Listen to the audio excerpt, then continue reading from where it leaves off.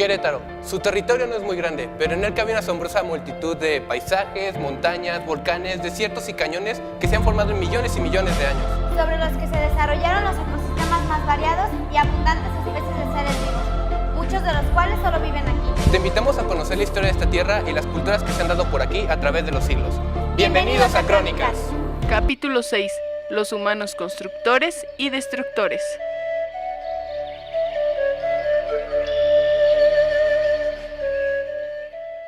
¿Sabían que las investigaciones actuales sobre ADN indican que hace 15.000 años migrantes humanos pasaron de Asia a América por el estrecho de Bering? Tenían lenguaje, herramientas y tecnología, creencias religiosas y arte, y venían acompañados con perros, quizá desde el inicio de su migración en África hace 60.000 años.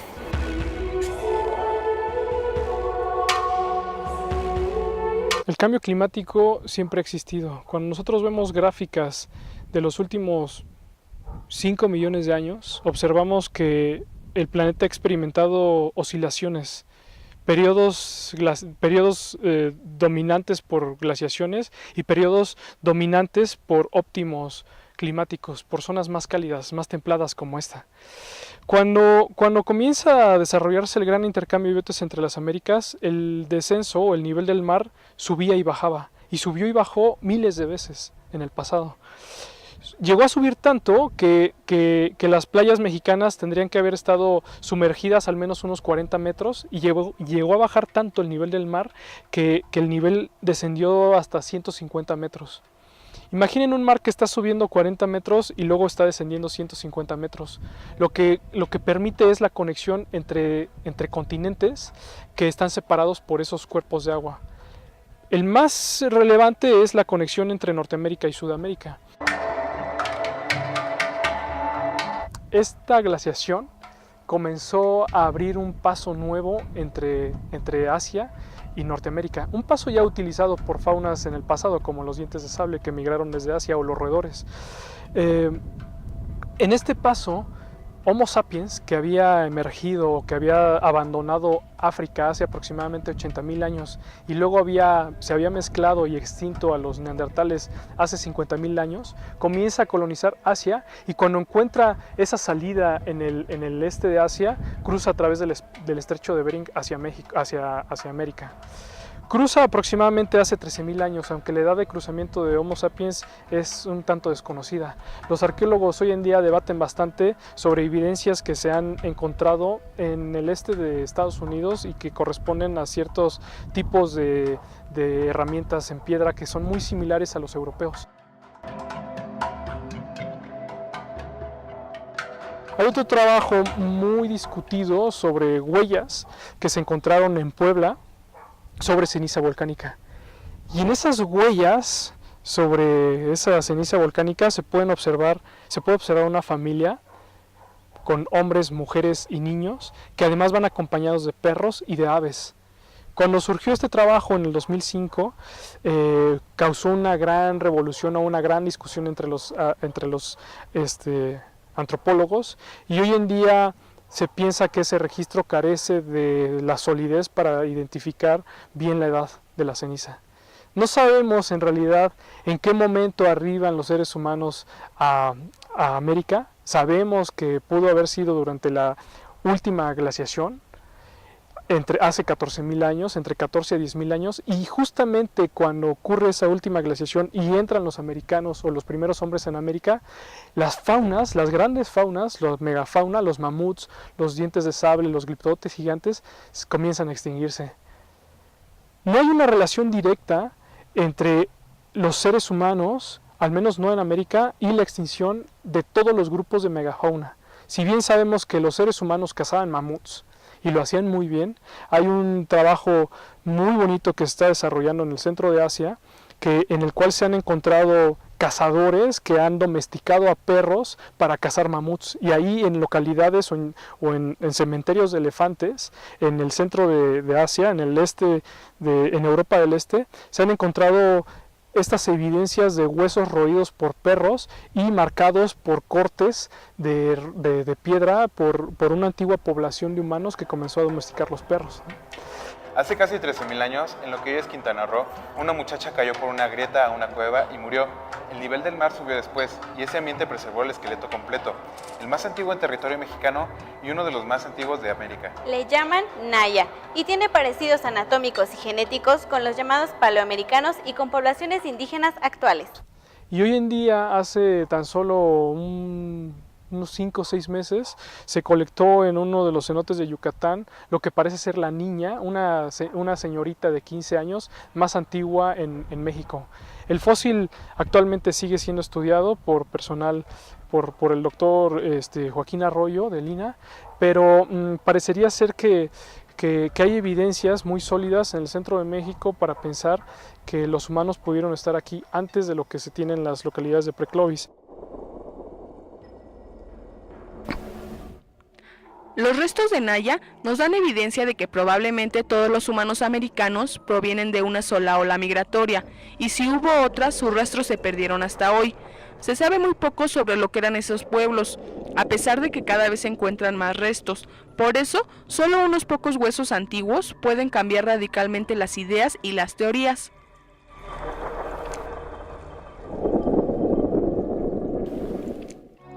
Desde 1927 se encontraron en Estados Unidos las primeras puntas de flecha prehistóricas, llamadas Folsom. Cada vez se hallan más evidencias de la presencia en toda América de poblaciones humanas cercanas a los 10.000 años de antigüedad. Aunque no se ha encontrado evidencia, es muy probable que hace 10.000 años haya habido seres humanos en lo que hoy llamamos Querétaro. Lo que sí se ha encontrado es fauna de esa época, animales de la familia de los elefantes como el mamut y el gonfoterio.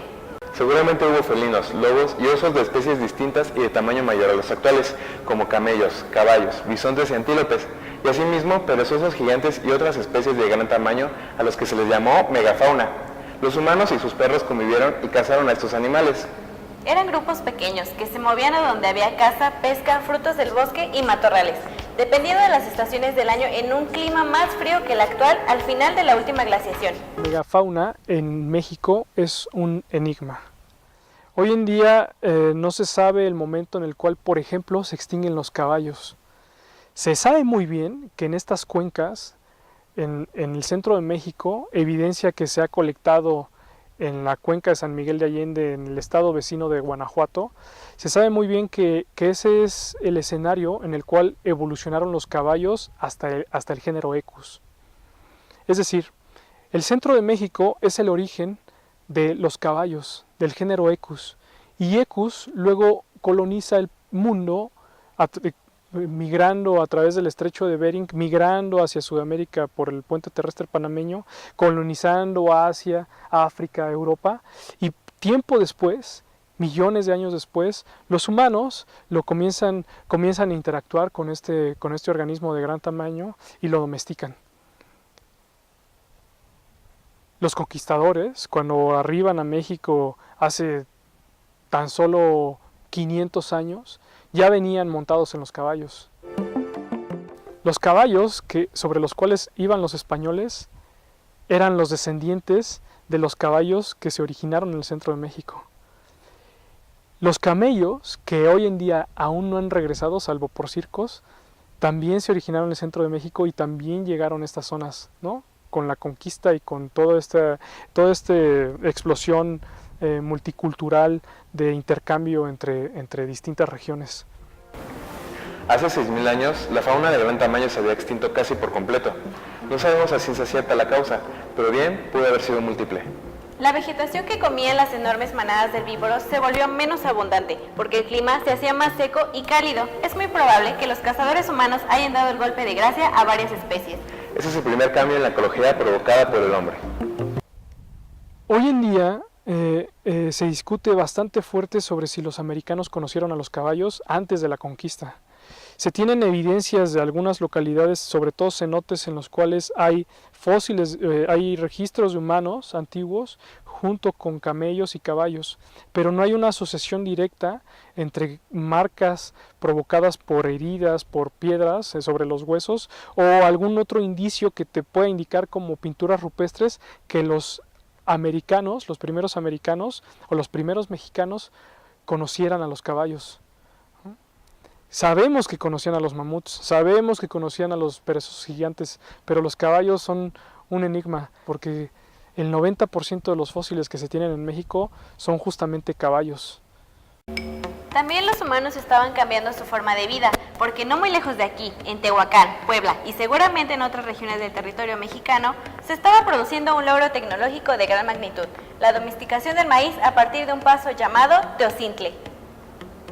La agricultura, que también miles de años antes se había desarrollado en otros continentes, modificaría radicalmente la vida de los grupos humanos, recolectores y cazadores. Estos fueron asentándose en los mejores sitios para la siembra, con lluvia, agua que beber y posibilidades de establecer refugios. Hace 2300 años, las culturas agrícolas se encontraban por todo Mesoamérica en el suroeste de México. Los olmecas construían centros ceremoniales y en los alrededores del lago, de lo que sería Tenochtitlán, vivían miles de personas, pero la mayoría de los mesoamericanos vivían en aldeas pequeñas con un sistema agrícola muy particular, la milpa. La milpa es una siembra donde parece dominar el maíz y el frijol, pero en ella hay calabazas, chiles, quelites de varias especies y otras plantas que proporcionan alimentos, materiales y medicamentos. Estas eran situadas alrededor de las aldeas y en los sitios donde extraían leña, barro, materiales de construcción, piedras preciosas y colorantes. En estas se producían cambios y desmontes, aunque a una escala muy pequeña. En la cumbre de lo que hoy se llama Sierra del Doctor, en la localidad de Altamira, se encontró una pequeña momia de una niña de entre 2 y 3 años de edad, en una pequeña cueva donde pasan la noche los rebaños de borregos. Esta niña se encontraba en posición fetal y estaba acompañada de textiles de algodón teñidos y adornos de plumas y piedras. La llamaron Pepita porque se les figuró a los investigadores que parecía una semilla. Luego de las pruebas de laboratorio, cuando se conoció la edad del entierro, fue una gran sorpresa, y mayor aún cuando su ADN resultó emparentado con grupos humanos del norte. Una niña chichimeca, con textiles de algodón teñidos de 2300 años de antigüedad. Era algo que los arqueólogos no se habrían imaginado. Los científicos habían trazado un límite que separaba a los pueblos agricultores de Mesoamérica de los cazadores y recolectores chichimecas de Aridoamérica. Pero cada vez se ha encontrado más evidencia de agricultura al norte de ese límite. Hoy se sabe que dependiendo de las condiciones climáticas, secas o húmedas, los límites de la agricultura se expandían hacia el norte o se volvían a reducir. Y que en los grupos del norte, o sea, los parientes de Pepita, cultivaban o cazaban dependiendo de lo que les convenía para sobrevivir. Hace 2000 años, la gran ciudad de Teotihuacán, no muy lejos del actual territorio queretano, comenzaba a convertirse en la metrópoli más grande que vería Mesoamérica en muchos siglos. Sorprendente, ¿no? ¿Sabían que Teotihuacán tuvo relaciones comerciales con lugares muy lejanos hasta lo que hoy es Guatemala, Oaxaca y la península de Yucatán? Se ha encontrado que la cerámica, los textiles, el cacao y muchas mercancías eran intercambiadas por los comerciantes. Teotihuacán y otros centros de población importantes, en lo que hoy es el centro y sureste de México, tuvieron decenas de miles o a veces más de 100,000 habitantes. Estuvieron rodeadas de muchas zonas agrícolas y, como es en el caso de los mayas, se vio a su alrededor un gran desmonte de las selvas, la instalación de canales de riego y otros cambios muy importantes en el medio ambiente. Estas ciudades florecieron por siglos y después fueron abandonadas en su mayoría. ¿Serían quizá guerras, enfermedades o hambrunas causadas por desequilibrios ecológicos lo que causó el abandono de estos grandes centros urbanos? Imaginemos a miles de personas, obreros constructores de templos, soldados, sacerdotes, gobernantes y comerciantes que requerían muchos alimentos, textiles y otros productos de la tierra que miles de agricultores cultivaban alrededor de las ciudades. Un periodo de sequía o el agotamiento de la fertilidad del suelo habrían sido desastrosos. Los enormes basamentos de sus templos eran pintados de varios colores, entre ellos el rojo, que era fabricado con cinabrio u óxido de mercurio, que se sacaba de las minas en la Sierra Gorda, particularmente en las cercanías de lo que hoy es el hermoso San Joaquín. Hace 1500 años, la minería permitió que se establecieran centros de población en la Sierra Boscosa. Se han encontrado aberturas o bocaminas que se exploraron en tiempos prehispánicos, en Ranas y Toluquilla, esto para proveer la demanda de pigmento rojo de mercurio. Se aplanaron cumbres de cerros de roca caliza y se construyeron templos de tamaño modesto. Se realizaron juegos de pelota, se construyeron viviendas para los sacerdotes y militares. Las familias de los mineros vivían a los alrededores. Estas localidades estuvieron pobladas en varias épocas, desde el año 300 de nuestra era hasta el 1100.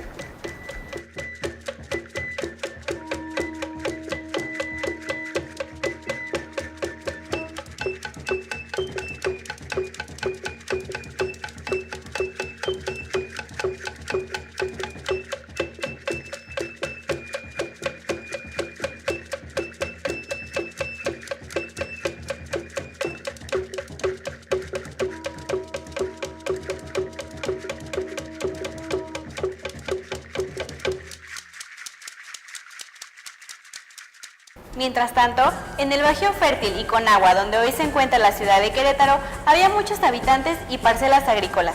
A lo largo de los siglos, vivieron en la zona poblaciones de la cultura chupícuaro, teotihuacanos, purépechas o michoacanos, toltecas, chichimecas y otomís. Además de los grandes centros de población, la gente se distribuía en todo el territorio mesoamericano en miles de pequeñas aldeas, con unas cuantas familias, rodeadas de milpas. La vida en estas zonas era difícil. Los restos humanos, esqueletos y momias que han sido analizados por los arqueólogos forenses muestran señales de que la gente padecía enfermedades derivadas de la desnutrición y el trabajo físico muy intenso. Caminaban mucho, cargaban bultos muy pesados a través de grandes distancias y muchas veces en terrenos difíciles. Recientemente se han encontrado cada vez más restos humanos en las zonas de la sierra y el semidesierto queretano, así como en otras áreas similares en los límites de Mesoamérica. Hace 1000 años, en lo que hoy es el pueblito, existía un centro ceremonial con un gran basamento de varios cuerpos, que llegó a medir hasta 30 metros de altura, y era de estilo tolteca. Se parece al famosísimo templo de Kukulcán, llamado también El Castillo, en Chichén Itzá, en el que el 21 de marzo se ve bajar una serpiente por sus escaleras. Sí, claro, porque los toltecas llegaron también hasta Yucatán. Estamos aquí con el arqueólogo Daniel Valencia, que le vamos a hacer un par de preguntas. Bueno, la primera de ellas es, ¿desde hace cuánto tiempo se sabe que hay gente habitando aquí, en el Valle de Querétaro? Bien, a diferencia del Valle de San Juan del Río, en donde tenemos ocupaciones prehispánicas más antiguas, tenemos evidencias de que el Valle de Querétaro se empezó a ocupar de una manera más tardía. Posiblemente es hasta el año 300-400 de nuestra era, en cuando tenemos los primeros asentamientos prehispánicos en el Valle de Querétaro y que se asocian con la cultura teotihuacana. Esencialmente son dos, La Negreta y Pie de Gallo en la parte norte del valle. A diferencia de ello, pues tenemos una ocupación más intensa en el periodo que los arqueólogos llamamos el periodo epiclásico y que tiene que ver con un momento en donde se realizan ajustes alrededor de la caída de la gran capital mesoamericana que es Teotihuacán, y por lo tanto regiones tan muy bien definidas como es el Valle de Querétaro, el Valle de San Juan del Río, empiezan a emerger nuevamente con formas de organización y con grandes asentamientos habitacionales y de tipo ceremonial con características muy propias. Es el caso donde nos encontramos el día de hoy, que se conoce como la zona arqueológica El Cerrito.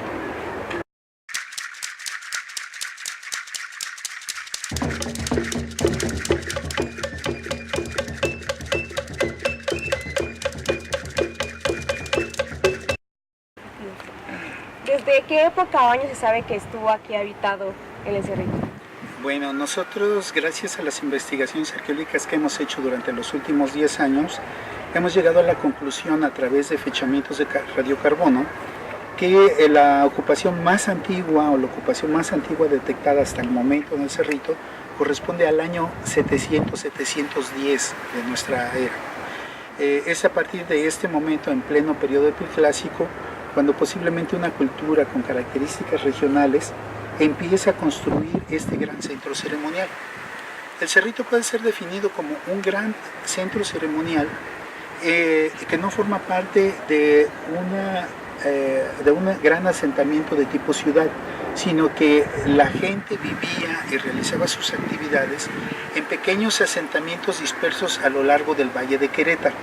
En ese sentido se genera un paisaje cultural que puede ser observado desde las dos grandes áreas que estoy mencionando.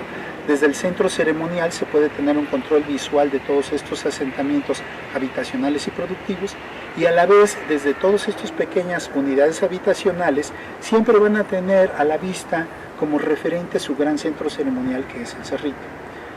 De la manera en que lo vemos en la actualidad, con su gran basamento piramidal, con 3 cuerpos escalonados, es muy posible que esta construcción se haya logrado hasta el periodo posclásico temprano, alrededor del año 900 después de Cristo. Y ya para este momento estamos hablando de una ocupación que caracteriza a la cultura material con los toltecas, ¿sí?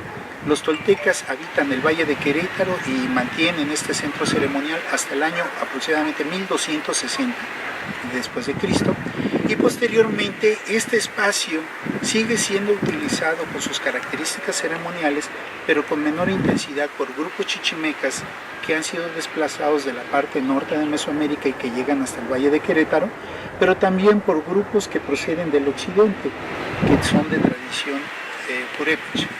En ese sentido, estas dos culturas también se irán a combinar con asentamientos que ya permanecían aquí y que posiblemente no serían tan notorios porque habían sido cubiertos por el concepto de lo tolteca, y que son los grupos otomís. En mi opinión, los grupos otomís permanecen en el Valle de Querétaro o se mantienen como ocupantes del Valle de Querétaro, compartiendo esta cultura tolteca desde aproximadamente el año 1000. Todos estos grupos que te he mencionado últimamente, que son chichimecas, tarascos y otomís, son los que vamos a conocer en las fuentes documentales e históricas del siglo XVI. El valle debió haber estado densamente poblado y con numerosas zonas agrícolas. Los pueblos queretanos, podríamos decir que los fronterizos, habitaban entre los territorios de los toltecas y purépechas, y más tarde... ¿Cuánta gente pudo haber habitado aquí en el Valle de Querétaro en su tiempo de apogeo? De acuerdo al patrón de asentamiento que te comentaba hace un momento y al momento de apogeo por parte de la cultura tolteca en el periodo posclásico temprano, entre el 900 y 1200, hemos calculado que los ocupantes tanto del Valle de Querétaro como la región de los lomeríos que los rodean pudieron ascender a entre 20 y 25,000 habitantes. ¿Hace cuánto tiempo empezaron las exploraciones de la pirámide? Pues bien, en el año de 1995 inició el proyecto arqueológico El Cerrito, no propiamente con excavación, sino con la elaboración del expediente para obtener su decreto. La excavación y la restauración propiamente dicha inició en el año de 1998 y la última temporada de trabajos se realizó en el año 2007. Entre el inmenso imperio mexica y los michoacanos, que no se dejaban conquistar por ellos, los pueblos asentados en lo que hoy es el centro y sur del estado, nañoes u otomíes, mazahuas y chichimecas, pagaron tributo a Tenochtitlan. Los pames y otros grupos humanos de la Sierra Gorda y el desierto se mantuvieron independientes. Pero en tanto, algo casi tan impactante como una nueva era geológica estaba a punto de ocurrir. Bueno, esto ha sido toda la información en cuanto a los humanos constructores y destructores de nuestro territorio. Nos vemos hasta la próxima.